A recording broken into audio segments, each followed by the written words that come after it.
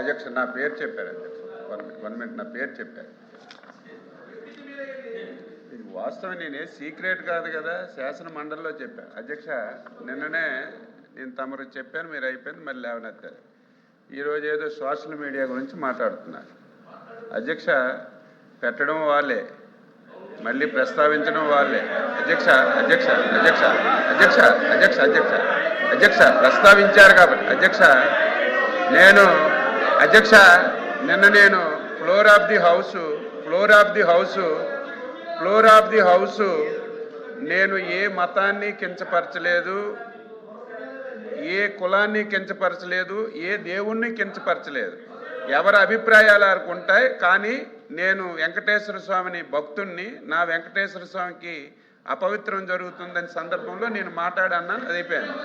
ఇంకోటి అధ్యక్ష, అదే మాట మీ అధ్యక్షుడికి కూడా అన్నాను, నేను.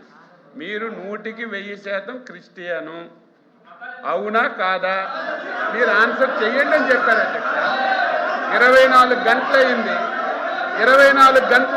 ఎందుకు చెప్పలేదు?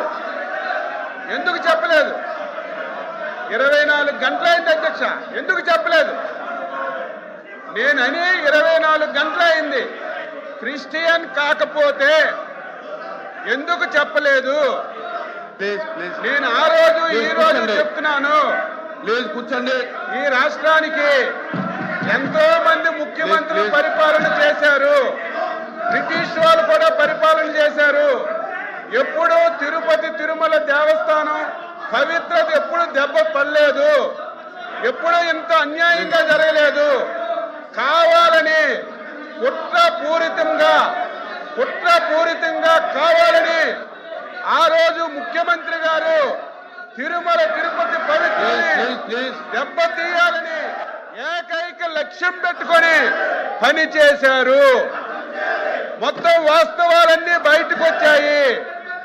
ఈరోజు ఆ వాస్తవాలన్నీ హిందూ సమాజానికి తెలుస్తాయని కావాలని చెప్పి ఏదో ఒక విషయం అధ్యక్ష, సంబంధం లేని విషయాలు ఏదో ఒకటి తీసుకొచ్చి ఈ విధంగా ఆన్సర్ రాకుండా చేస్తున్నారు. దీన్ని తీవ్రంగా నేను ఖండిస్తున్నాను, అధ్యక్ష.